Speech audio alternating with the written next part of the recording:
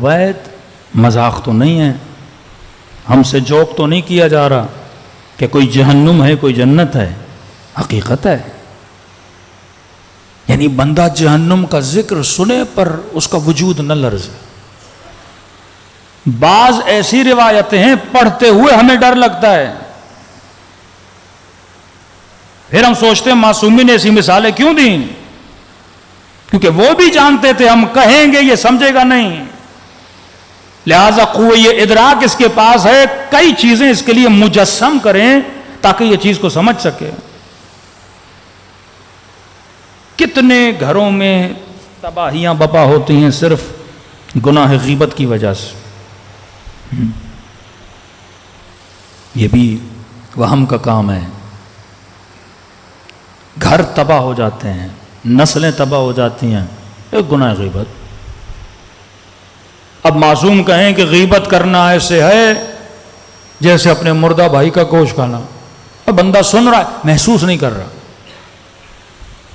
5 minute کے لیے اپنے قوہ ادراک اور امیجنیشن کو ایکٹیو کرو کہ تیرا بھائی تیرے سامنے دنیا سے چلا جائے، ایک بندہ تیرے ہاتھ میں چاقو دے کہ اپنے مردہ بھائی کا گوشت اور بوٹی کاٹ کے کھائے گا، کون سا احساس ہوگا تجھے؟ واقعاً پریکٹیکلی اگر تجھے ایسا بولا جائے انسان کو گھن آئے گی، سوچتے ہوئے بھی کرتے ہوئے بھی۔ کہا یہ گھن محسوس کر، اس قدر برا عمل ہے۔ ایک سخت روایت میں نے کل پڑھی، فرمایا غیبت کرنا ایسے ہے جیسے خانہ خدا میں اپنی ماں کے ساتھ بندہ برا کام کرے،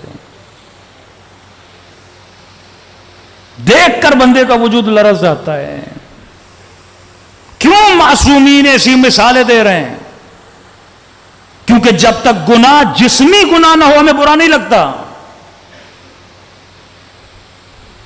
جب تک کوئی جسمانی ایکٹیویٹی نہ ہمیں برا نہیں لگتا۔ کہ دیکھ کتنا تجھے برا لگ رہا ہے تیری امیجنیشن میں، اپنے ادراک کو مضبوط کر معصومین کے فرامین سے، تجھے گھن آتی ہے کوئی ایسا عمل کرتے ہوئے، جبکہ معصوم یہ مثال دے رہے ہیں۔ اگر تو مسجد میں جائے اور مسجد کے اندر 2 لوگ آپس میں زنا کر رہے ہوں، کیا تو ان کو روکے گا نہیں؟ کیا تو ان کو ٹوکے گا نہیں؟ کیا تو ان کو بولے گا نہیں؟ غیرت کی کتنی بھی کمی ہو بندہ کم از کم مسجد سے نکل جائے گا تاکہ وہ عمل نہ دیکھوں۔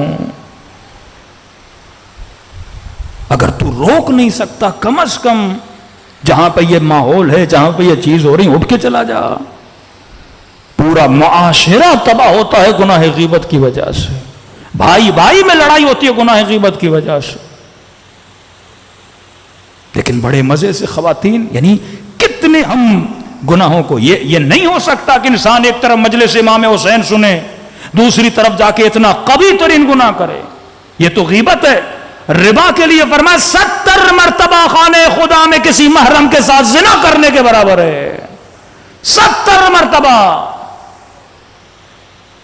پہلے کہا جنگ با خدا ہے، اللہ کے ساتھ لڑائی ہے، جنگ کرنے کے مثال کے مانند ہے۔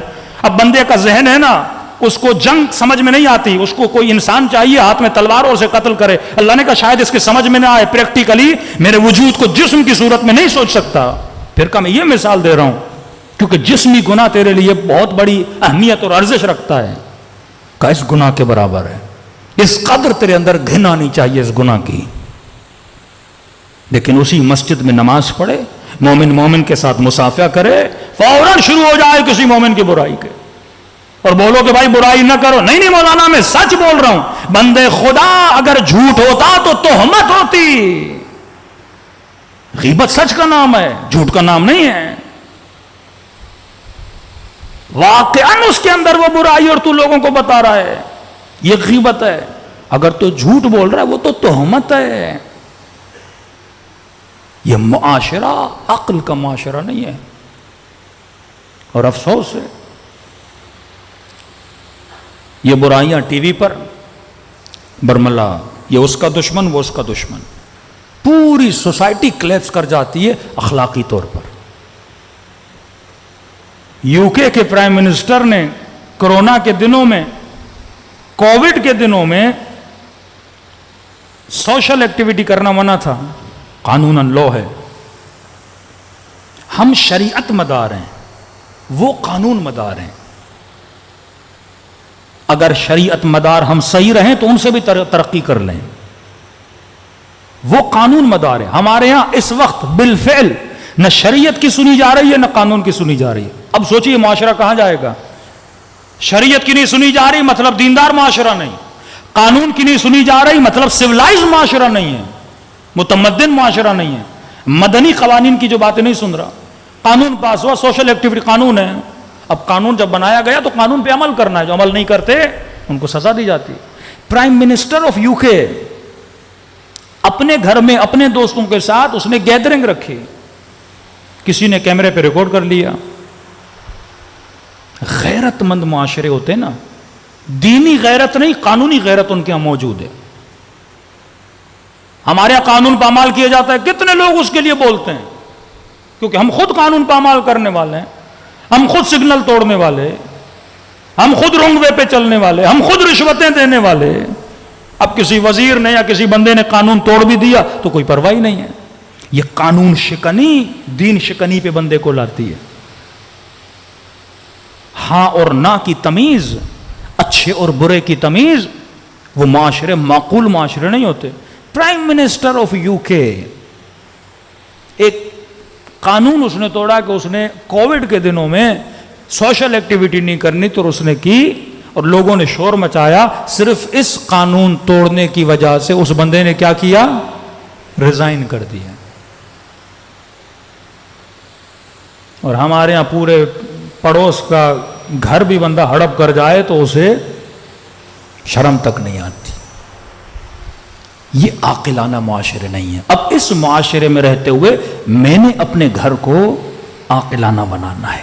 میں نے اپنی بچی کو، میں نے اپنے بچے کو بتانا ہے اگر زندگی بچانا چاہتے ہو، اگر آخرت بچانا چاہتے ہو، یہ وہ عقل کی لکیر ہے جو اہل بیت نے کھینچی. غیبت لشکر جہل ہے، حسد لشکر جہل ہے، جہالت انسان کی دنیا بھی تباہ کرتی ہے، آخرت بھی تباہ کرتی ہے. لیکن اگر عقل کی حکومت ہوگی، ہماری نسلیں عقل کی سن کر فیصلہ لیں گی تو دنیا بھی آباد ہوگی، آخرت بھی آباد ہوگی. صلوات پڑھے محمد و آل محمد پر.